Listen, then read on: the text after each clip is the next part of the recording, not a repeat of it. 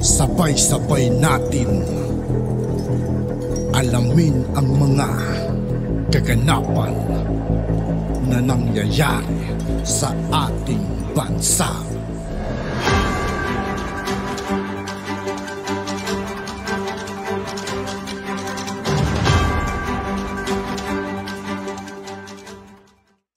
Yo, what's up mga kaibigan? This is I2K po again. Ngayon nandito ulit tayo sa channel ni Banat PH Update TV. Dito ulit tayo bibigyan ng komento at reaksyon. Kaya samahan nyo. Guys, let's go! Ito ang balita ngayon. Viral ngayon sa mundo ng social media. Dating senator na si Franklin Drilon pumalag sa proposal na palitan ang pangalan ng Ninoy Aquino International Airport dahil ito raw ay lantarang pamumulitikan ng mga Marcos. Pero bago ang lahat mga kachika, kung hindi ka pa nakasubscribe Sa lahat ng hindi pa nakasubscribe mga kaibigan kay Banat PH Update TV, mag-subscribe na po tayo at huwag nyo rin pong kalimutan mag-subscribe dito sa aking channel. sa channel na ito, huwag mo nang patagalin yan. I-subscribe mo na yan at huwag mo rin kalimutang i-click ang notification bell para updated ka sa lahat ng bagong video na i-upload namin.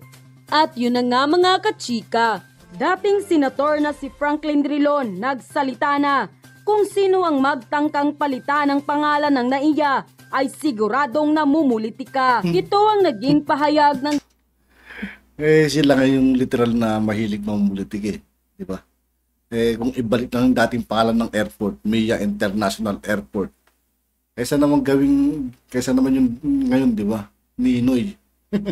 Sila yung malinaw na may halong politika talaga. Dating senator. Ngunit buwelta naman ng mga anti-Aquino. Ay wala naman ding dahilan noon ang mga Aquino na baguhin ang Manila International Airport. Pero bakit pinalitan pa rin nila ito ng Ninoy Aquino International Airport? Ayon pa sa kanila, hindi naman daw deserve ni Ninoy Aquino ang naturang parangal dahil hindi naman siya naging totoong bayani ng ating bansa. Tama. Bagkus, ito pa nga di umano daw ang sumira sa ating bansang Pilipinas. Marami nga sa ating mga kababayan ang nananawagan kay Pangulong Bongbong Marcos. Bakit hindi na lang palitan ng NAIA ng MIA at ibalik ang dating pangalan nito? Dahil hindi naman ang mga Aquino ang nagmamay-ari ng airport, kundi ang taong bayan. Samantala, hindi naman mapigilan ng marami sa ating mga kababayan na magbigay ng kanilang hinaing at komento sa mundo ng social media. At ayon pa sa kanila, dapat lang palitan. Kaya tayo mga Pilipino ay nagkamalas-malas at di umahon ng bansa. Hoy Drilon, umalis ka na. Pilipino ay gising na. Ilagay sa tamang Manila International Airport, ibalik sa dati para maalis ang kamalasan ng bansa. Makapal talaga at matigas sa paniniwala nilang NAIA na panatilihin ang pangalan ng NAIA nang palitan nilang pangalang MIA to NAIA. Sino ang nagpalit? Di ba sila? Nasa batas ba iyon noon? Ang dapat gawin ay busisihing mabuti ang batas tungkol sa pagpapalit ng anumang pangalan ng government property para malaman kung sino ang nagsisinungaling at kung maari ba itong palitan. Hoy Baboy Drilon, tahimik. Walang makakapagpigil kung ibalik ang dating pangalan ng ating airport. Ibalik sa MIA. Yes to MIA. Ibalik na ang dating pangalan ng airport natin. Sen Drilon, huwag ka nang pumalag. Dapat lang naman na ibalik sa dati ang MIA. Ikaw, wala ka namang nagawa. Sa tagal mong naging senador, ano ang nagawa mo, aber? Bakit ba pakikinggan nyo si Drilon? Ibalik ang Manila International Airport sa taong bayan. Di yan sa mga Aquino. Mr. President BBM, ikaw po ang may kapangyarihan na ibalik ang MIA. Umaasa po kami sa pagbabalik ng dating pangalan ng ating airport. End quote. Punta na po tayo rito sa isa pa nating topic na gigil na naman.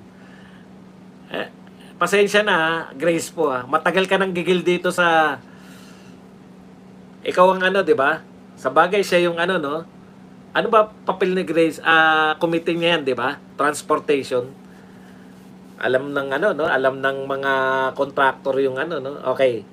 matagal ka nang gigil dyan. Pakinggan muna natin tong katwiran ng dalawa, no? Si Senator Grace po at si Chis. Ikaw na naman, Chis. Pucha, paano yung involved mo, Chis, Ngayon lately, involved ka sa mga issues, Okay. Ito po. Tiwala ang dalawang mambabatas.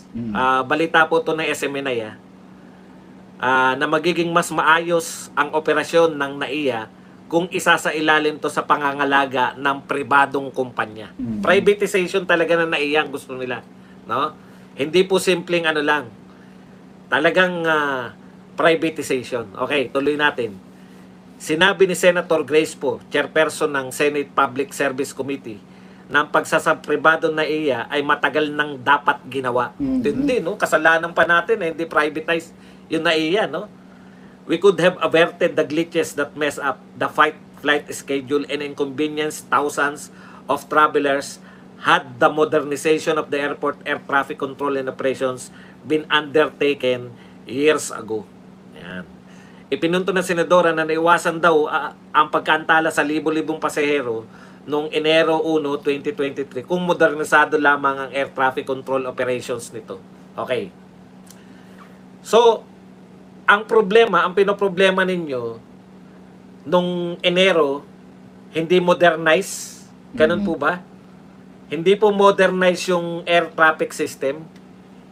Air traffic system pala problema nyo eh. Bakit ngayon ipaprivatize nyo yung buong NAIA?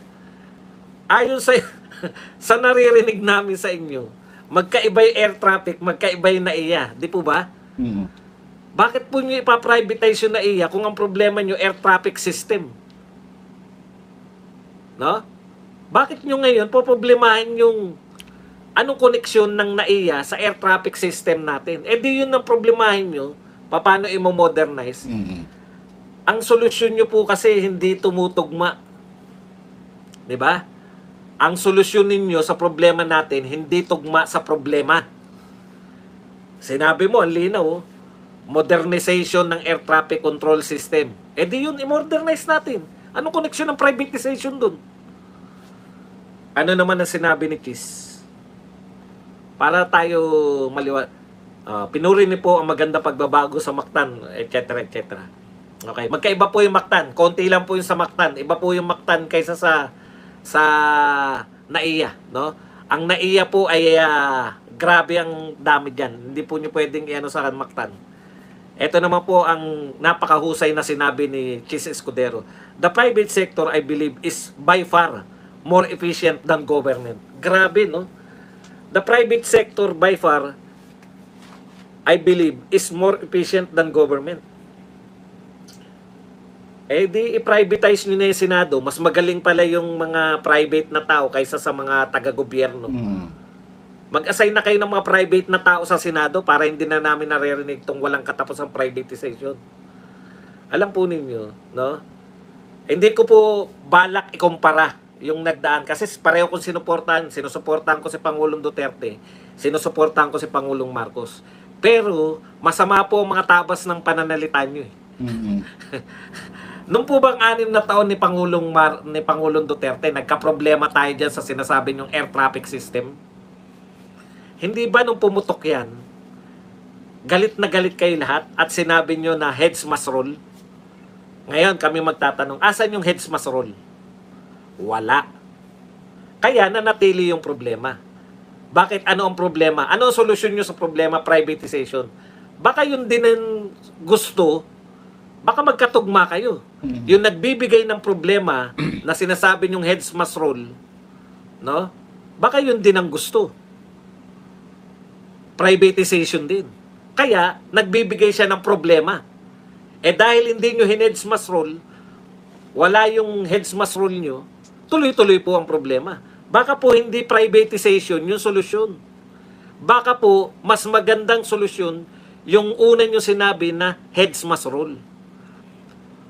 Hindi kaya, kung trinayin nyo naman yung heads must roll, gumanda kaya yung serbisyo? Malamang. Kasi, tatanggalin nyo si Bautista eh. Di ba? Eh hindi, pare-pareho kayo ni Bautista. Yung head ng transportation sa Senado, Yun din ang sinasabi, privatization din. Si Bautista, privatization din. Sumausaw pa si Chis, privatization. Mas magaling daw yung private kaysa sa gobyerno. Pare-pareho kayo na sinasabi. Asan yung lulutasin nyo ron? Dalan-dalan na kami sa privatization. Sinabi nyo yan nung ipaprivatize nyo yung mga pag-aari natin. Ipaalala ko lang sa inyo hindi po tayo ngayon lang magpa-privatize.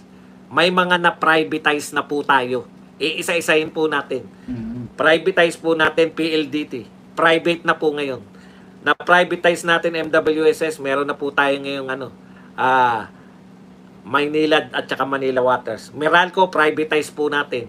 NGCP, National Grid Corporation, sinalang nyo rin sa Senado. Privatize yun.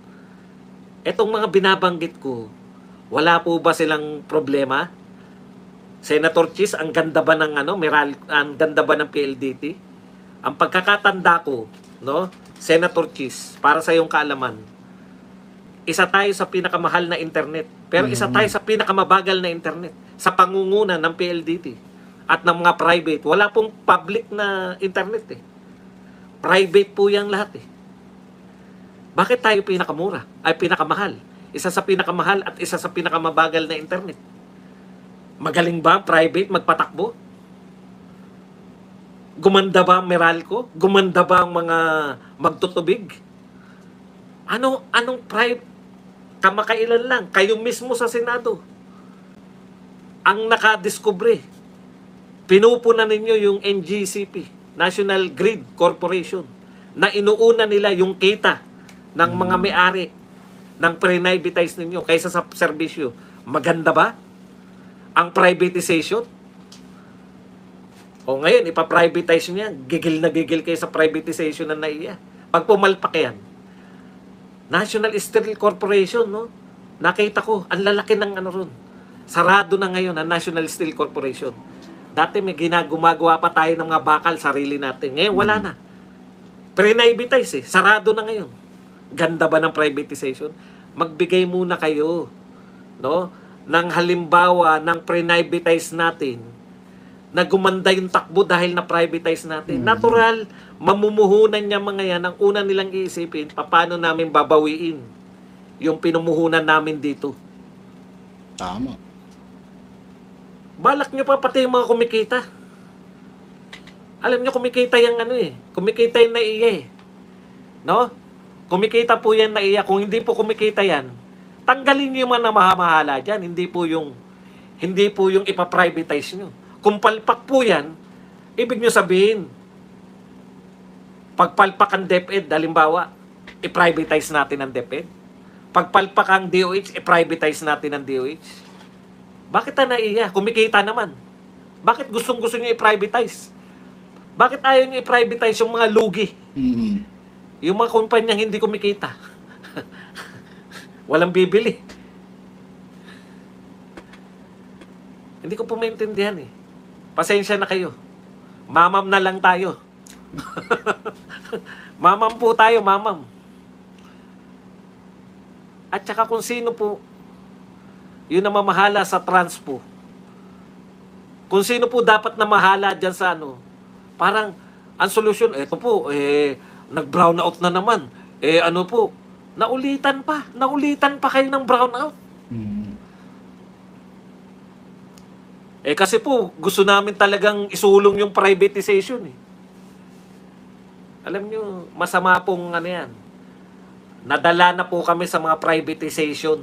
Wala po tayong nahita. Pinakikita lang natin yung mga taong